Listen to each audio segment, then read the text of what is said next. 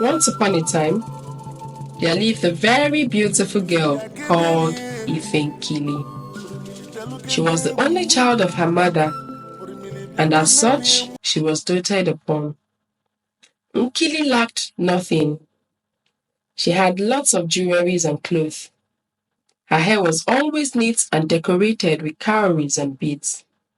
She was a very polite girl and greeted everybody with a smile, showing off her immaculate white and neatly arranged teeth.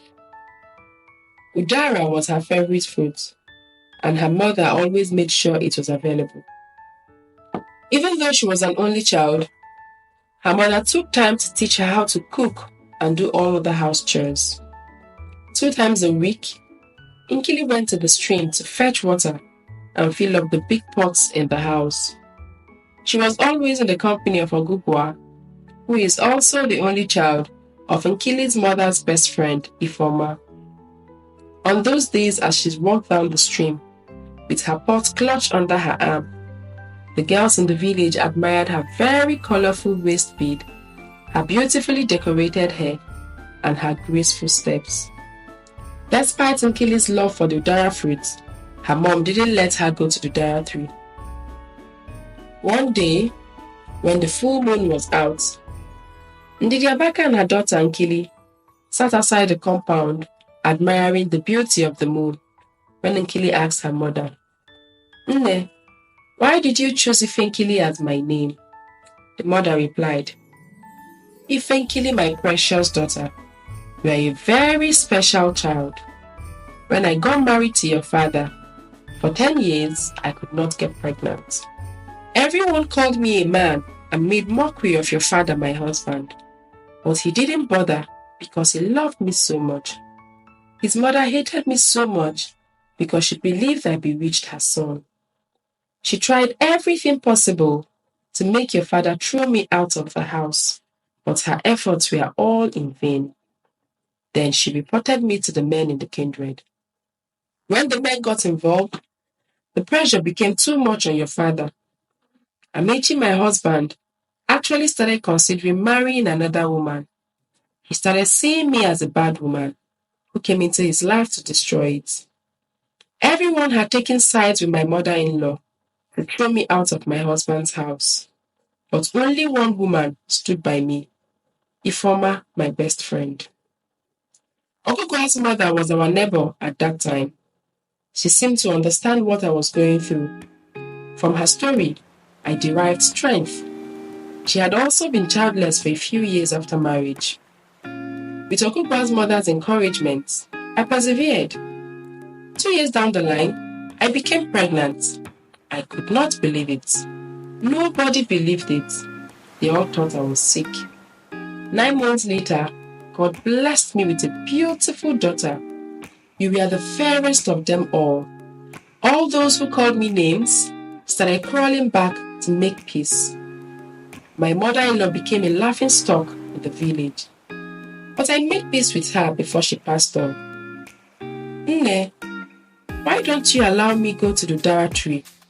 Even Ogugwa follows the other girls to the udara tree, Kili innocently asked. No, my dear, you must not go to the udara tree, especially on the poor market days. Our village is still full of fetish practices. Spirits are invoked and they move around freely because they are welcome.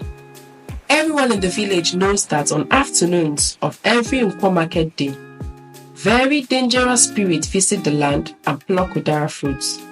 So mothers usually warn their children against going to the udara trees on such days. Sometimes people forget those days. So my daughter, it's safer not to go to the udara tree at all. I know you love udara. I will always make it available for you. Thank you, Nne. I will never disobey you, I promise.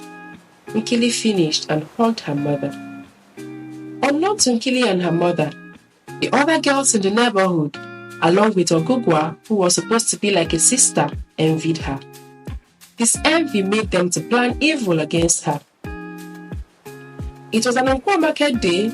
On this fateful day, Nkili's mother got ready for the market. Before she left, she called Nkili into her room and warned her again. Nkili, you have no reason to leave the house today. When Ogugwa comes, both of you should just play indoors. Yes, mother. I am going to the market now. Remain indoors. Yes, mother, Nkili answered, as she waved and mom disappeared into the bush path leading to the market. Amaka had no doubt in her mind that Nkili would never leave the house, but she forgot there were no udara fruits at home. Not long after Amaka left, Ogugwa visited. She knew there were no udara fruits in the house because she ate the last one the previous day. When she realized Nkili was alone, she jumped up in delight and sneaked out to inform the other girls in the neighborhood, who without delay gathered in front of Nkili's house on getting the information. Nkili the beautiful, we are going to pick udara. Come with us, we will fill up a basket for you, the girls sang.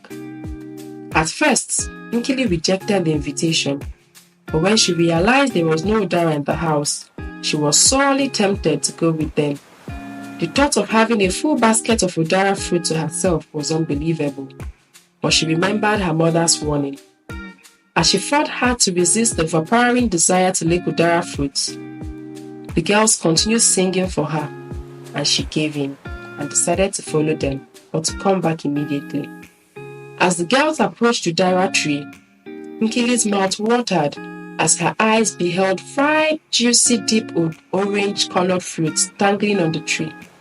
The girls told her to step aside while they picked the fruits and gave them to her. This pleased Nkili, who thought them very friendly. She stepped aside and watched them do the picking. They searched everywhere for these fruits and picked quite a lot. Nkili, overcome with delight at the sight of so many udara fruits, greedily began eating each fruit she was given, and so forgot she was not meant to stay out long. She was still eating and watching the girls when something fell on her right foot. Looking down, she saw it was an udara fruit, the ripest of all she had eaten that afternoon. Elated, she stooped down immediately and picked it up. Yes, my wife, a masculine voice uttered to Nkili's hearing, but she was too excited to attach any importance to it. Besides, she was sure there was no man with them. The other girls who saw what had happened knew that this particular fruit was from a spirit, but they did not stop her from eating it. Nkili sank her teeth into the fruit and found it to be the most delicious she had ever tasted in her life. As she savored the fruit, she was momentarily lost in a world of sweet fruits. More fruits like that one fell before her, and she ate to her satisfaction. It was already evening when Nkili remembered she had been away from home for too long. She asked to go, and the other girls happily led her home. She was home before her mother came back, and she begged Ogugwa not to tell her mother she had ever left the house. No, I will not let mother know that you were outside with the other children. I promise, Ogugwa reassured her. Nkili's mother was never told what happened that day. 4 market days later, Nkili and her mom were at home in the evening when someone knocked on the door, and Amaka opened the door. She saw a very handsome young man dressed in the royal regalia. Obviously, he was a stranger to the village, for his face was not familiar to her in any way. Please, who do you want to? She politely asked. I have come to take my wife, the stranger confidently replied. Your wife? You are in the wrong place, she told him, wondering if the man was insane. But the young man insisted. My wife lives here. I gave her udara fruits on the last Nkwo market day, and she accepted them. Amaka's heart missed a beat. She quickly guessed what might have happened, and told the man to wait while she went into the room to find out from Nkili whether she had by perchance gone to the udara tree on any Nkwo market day. Ogogo and I were at home playing. We did not leave the house at all. The man must have been directed to the wrong house, mother. I think so too, Amaka pondered for a while, then returned to the man to ask him if he was sure of what he was saying. Again, the man stressed that his wife lived in that house. Amaka therefore decided to bring 3 other girls in the compound and her daughter last. Probably he would pick one of the girls and not her daughter. As the girls filed past, Didiamaka held her breath, for the stranger nodded his head in disagreement with each one. At last came to Nkili's turn. When the man saw her, he jumped for joy and embraced her. "This is my wife. That's my beautiful wife, whom I gave gifts of udara fruits on the poor market day." Nkili cried because she just realized that those ripe, delicious udara fruits she had picked up and eaten on that fateful day had not fallen by chance. They had been plucked and thrown down to her by the spirits. No wonder they looked selected. Ndiamaka tore her wrapper and wept bitterly, for she was about to lose her only child. Nkili had disobeyed her and left the house when she went to the market. She blamed herself for forgetting to leave udara fruits in the house. The neighbors gathered in Ndiamaka's house to sympathize with her. Ogobua, who planned all this, stood in one corner, pretending to be unhappy. "My daughter, it's very unfortunate that this has happened. It was my fault because I shouldn't have forgotten to keep udara for you in the house. But all the same, I would advise you to be nice to him, just as a good woman should be to the husband. But be wise. Find out his favorite food and cook it every often for him, and make him like you a lot. Then one day, my daughter, you have to escape and return to your mother." "No, mother, it wasn't your fault in any way. I did not obey you. This is the price I have to pay for it. Please forgive me, mother. It was greed that made me disobey you." Nkili continued crying as she left with her husband.